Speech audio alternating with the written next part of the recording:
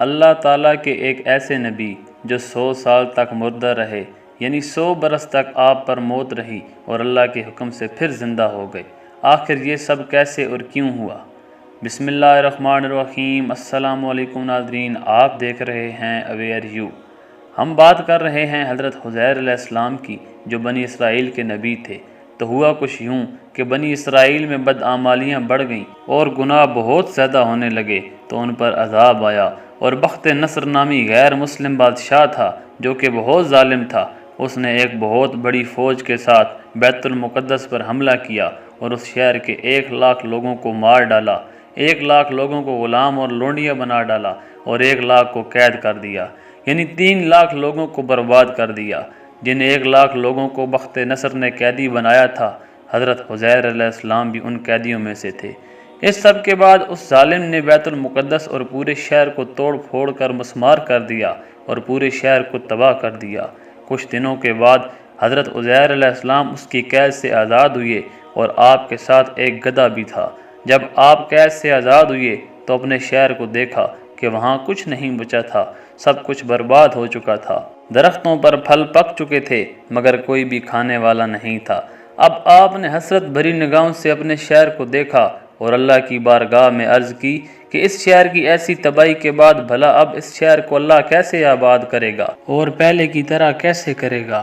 حضرت عزیر علیہ السلام نے یہ سب کہا اور پھلوں کو توڑ کر کھایا اور کچھ پھلوں کو اپنی جھولی میں ڈال لیا اور بچے ہوئے انگوروں کا جوس نکال کر اپنی مشک میں ڈال لیا اور اپنے گدھے کو مضبوطی کے ساتھ رسی سے باندھا اور خود آرام کرنے کے لیے لیٹے اور سو گئے اور سوتے ہوئے ہی وفات پا گئے۔ اللہ تعالیٰ نے درندوں، پرندوں، چرندوں، انسان اور جنوں کی نظروں سے آپ علیہ السلام کو اوجھل کر دیا۔ آپ علیہ السلام کی وفات ہو گئی، لیکن اللہ کے حکم سے آپ کی لاش مبارک کسی کو نظر نہ آئی۔ اللہ تعالیٰ نے سب کی نظروں سے آپ کو اوجھل کر دیا، یہاں تک کہ 70 برس کا زمانہ گزر گیا اور حضرت عزیر علیہ السلام وہیں پر مردہ حالت میں دنیا کی نظروں سے اوجھل رہے۔ ملک فارس کا بادشاہ اپنے لشکر کے ساتھ اس ویران شہر سے گزرا۔ جب اس نے اس شہر کو ویران پایا تو اس نے وہاں پر لوگوں کو بسانا شروع کر دیا اور اگلے 30 سالوں میں اس شہر کو مکمل بدل دیا۔ نئی نئی عمارتیں کھڑی کر دی گئیں اور نئے باغات بنا دیے گئے۔ جب حضرت عزیر علیہ السلام کو دنیا سے رخصت ہوئے، یعنی مردہ حالت میں 100 سال مکمل ہو گئے، تو اللہ تعالیٰ نے آپ علیہ السلام کو دوبارہ زندہ کر دیا۔ اب آپ نے دیکھا کہ گدھا تو مر گیا ہے، اس کی ہڈیاں ادھر ادھر بکھری ہوئی ہیں، لیکن 100 سالوں بعد بھی وہ پھل بالکل تر و تازہ تھے، اور جو انگور کا جوس آپ نے اس مشک میں رکھا تھا وہ بھی بالکل تازہ تھا۔ آپ نے دیکھا کہ داڑھی اور سر کے بال بھی کالے تھے۔ جب آپ کی وفات ہوئی تو آپ کی عمر 40 سال تھی اور اب بھی آپ اسی طرح تھے۔ حضرت عزیر علیہ السلام سوچنے لگے اور حیران ہوئے کہ یہ سب کیا ماجرا ہے۔ تو اللہ تعالیٰ کی طرف سے وحی نازل ہوئی کہ اے عزیر، بتائیے آپ یہاں کتنا عرصہ رہے؟ تو آپ علیہ السلام نے کہا، یا اللہ، مجھے ایسا لگتا ہے صبح سویا تھا اور اب عصر کا وقت ہوا ہے۔ تو اللہ تعالیٰ نے ارشاد فرمایا کہ تم پورے 100 برس یہاں رہے ہو، اب تم میری قدرت کا نظارہ دیکھنے کے لیے اپنے گدھے کو دیکھو۔ آپ نے اپنے گدھے کو دیکھا تو وہ سارا گل سڑ گیا تھا۔ تو اللہ نے فرمایا، اب اپنی جھولی میں پھلوں کو دیکھو۔ جب آپ نے پھل دیکھے تو وہ سارے کے سارے بالکل تازہ تھے۔ تو اللہ نے فرمایا کہ اے عزیر، اب دیکھو میں کس طرح ان ہڈیوں پر گوشت چڑھا کر اس گدھے کو زندہ کرتا ہوں۔ چنانچہ حضرت عزیر علیہ السلام نے دیکھا کہ وہ بکھری ہوئی ہڈیاں اکٹھی ہوئیں، ان کا ڈھانچہ بنا، ان ہڈیوں پر گوشت آیا اور وہ گدھا دوبارہ پورا کھڑا ہو گیا۔ تو حضرت عزیر علیہ السلام نے بلند آواز میں کہا، اعلم ان اللہ علی کل شیء قدیر، میں خوب جانتا ہوں کہ اللہ سب کچھ کر سکتا ہے۔ اب اس کے بعد حضرت عزیر علیہ السلام اپنے شہر کا دورہ کرتے ہوئے اس جگہ پر پہنچے جہاں آپ کا 100 برس پہلے مکان تھا۔ اب اس شہر میں آپ کو کوئی بھی نہیں پہچانتا تھا، کیونکہ 100 برس ہو چکے تھے اور آپ کے دور کے سارے لوگ مر چکے تھے، اور نہ ہی آپ کسی کو پہچان پا رہے تھے، کیونکہ آپ کے دور کے لوگ اللہ کو پیارے ہو چکے تھے اور وہاں نئے لوگ آباد ہو چکے تھے۔ جب آپ اپنے مکان کے پاس پہنچے تو آپ نے دیکھا کہ ایک بوڑھی اور معذور عورت اس مکان کے پاس بیٹھی تھی۔ اس بوڑھی عورت نے اپنے بچپن میں حضرت عزیر علیہ السلام کو دیکھا تھا۔ تو حضرت عزیر علیہ السلام نے اس بوڑھی عورت سے پوچھا کہ کیا یہ عزیر کا گھر ہے؟ تو اس نے کہا، ہاں یہ عزیر کا گھر ہے۔ اور کہنے لگی کہ عزیر کا ذکر کیوں کر رہے ہو، اس کو تو غائب ہوئے 100 برس ہو گئے ہیں۔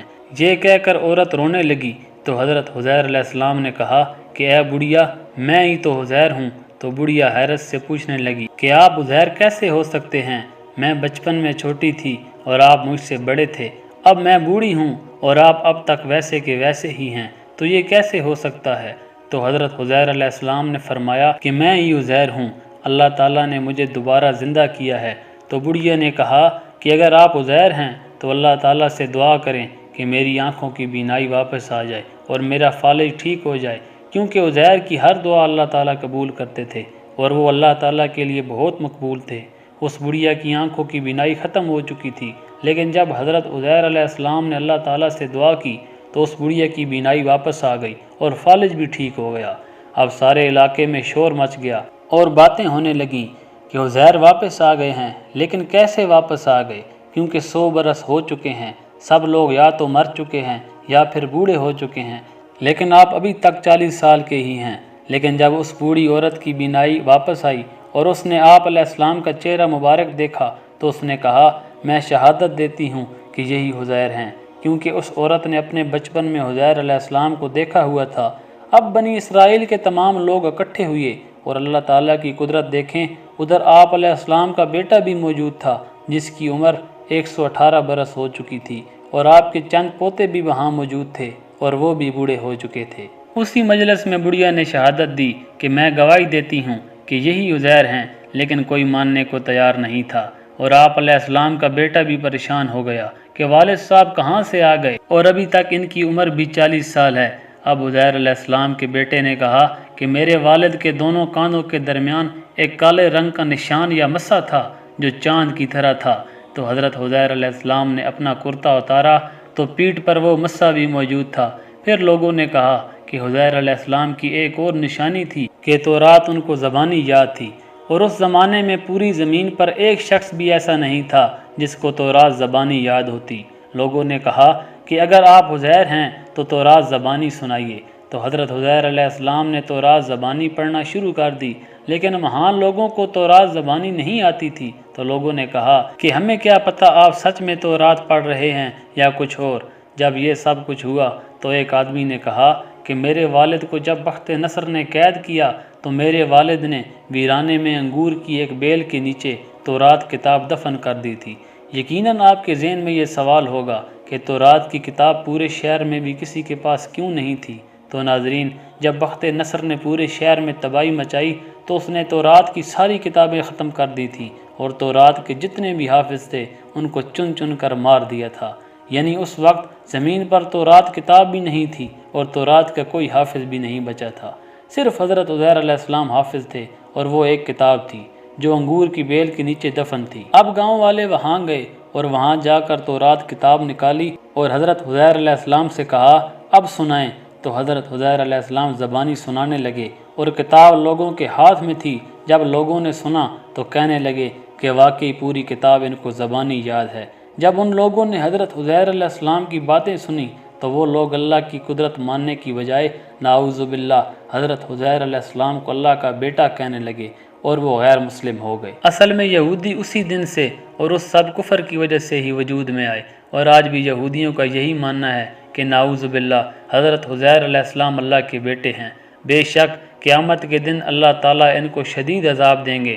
تو ناظرین، اس واقعے سے یہ سبق ملتا ہے کہ اللہ کی قدرت پر ہر حال میں یقین رکھنا چاہیے، کیونکہ اللہ جو چاہے کر سکتا ہے۔